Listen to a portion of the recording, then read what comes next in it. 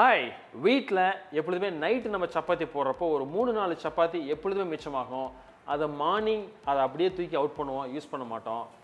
ஆனால் இன்றைக்கி அந்த சப்பாத்தியை வச்சு ஒரு இன்ட்ரெஸ்டிங்காக ஒரு டிஷ் பண்ண முடியுமா அப்படின்னு பார்ப்போம். அதான் சப்பாத்தி நூடுல்ஸ். சைனீஸ் ஸ்டைல்லையும் பண்ணலாம், இந்தியன் ஸ்டைல்லையும் பண்ணலாம். பட் அந்த நைட்டில் இருக்கிற சப்பாத்தியை மார்னிங் சாப்பிட்றப்போ அந்த சைனீஸ் ஸ்டைல் நிறைய பேருக்கு பிடிக்காது. அதனால் ஒரு இந்தியன் ஸ்டைலாக பண்ணுவோம்.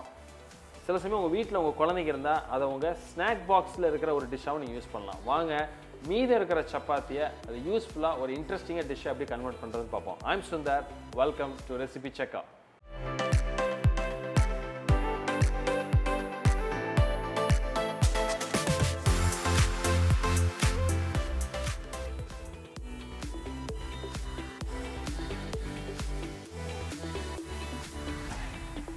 இப்போ இந்த சப்பாத்தியை முக்கியமாக என்ன அப்படின்னா, இது அழகாக நூடுல்ஸ் மாதிரி நம்ம கட் பண்ணிக்கிறோம், நூலாக கட் பண்ணிக்கிறோம். அது எப்படின்னு பார்ப்போம். நான் என்ன பண்ணுறேன் அப்படின்னா, ஒரு 2-3 சப்பாத்தியை சேர்த்து வச்சு டைட்டாக அந்த மாதிரி நல்லா ரோல் பண்ணிக்கங்க. ரோல் பண்ணிவிட்டு ஷ்ரெட் பண்ணிடணும். அதாவது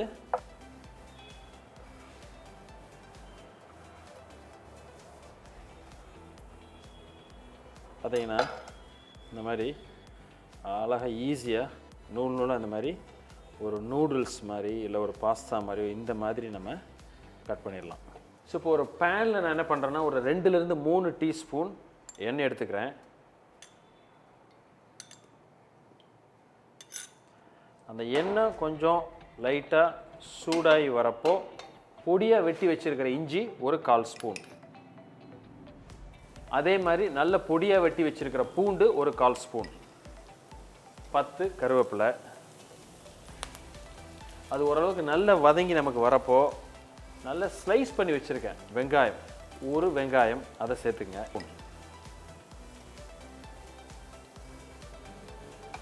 சின்னதாக ஒரு கேரட், அதையும் நல்ல நீளமாக ஜூலியன்ஸாக கட் பண்ணி வச்சுருக்கோம், கொஞ்சம் ஆட் பண்ணிக்குவோம்.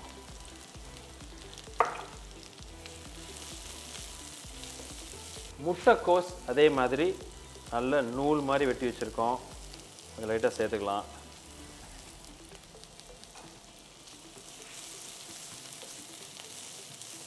அதே மாதிரி நீளமாக வெட்டி வச்சுருக்கிற கேப்சிகம், மிளகாய், குடமிளகாய்.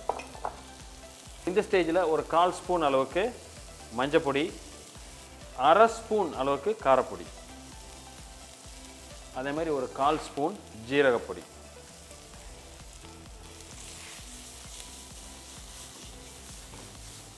கொஞ்சம் நல்லா டாஸ் பண்ணிவிட்டு தண்ணி இதில் சேர்த்துக்குவோம்.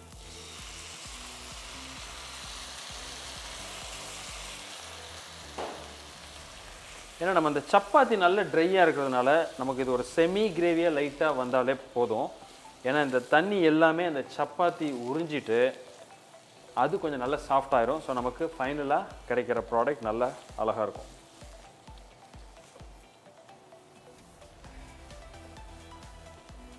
ஸோ இந்த ஸ்டேஜில் இதுக்கு தேவையான அளவு உப்பு சேர்த்துக்கலாம்.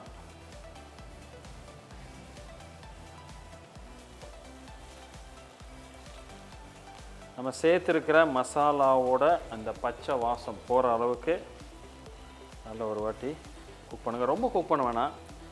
ஸோ இப்போ இந்த ஸ்டேஜில் நான் என்ன பண்ணுறேன்னா, நம்ம எடுத்து வெட்டி வச்சுருக்கோம் இல்லையா, அந்த சப்பாத்தி இதில் ஆட் பண்ணிக்கோங்க.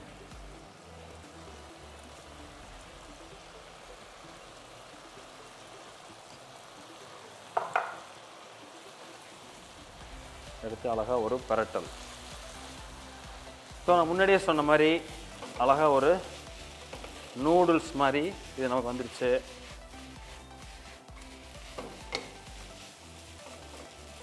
ஸோ இந்த ஸ்டேஜில் பொடியாக நம்ம வெட்டி வச்சுருக்கிற கொத்தமல்லி இதில் தூவிடலாம். ஸோ ஒரு பியூட்டிஃபுல்லாக ஈஸியாக ரொம்ப இன்ட்ரெஸ்டிங்கான ஒரு டிஷ் இது. இப்போ பார்த்தீங்கன்னா அந்த சப்பாத்தி அந்த நம்ம இருந்த தண்ணியை உறிஞ்சி நல்லா சாஃப்ட் ஆயிடுச்சு. இப்போது சாப்பிட்றதுக்கு ஈஸியாக இருக்கும்.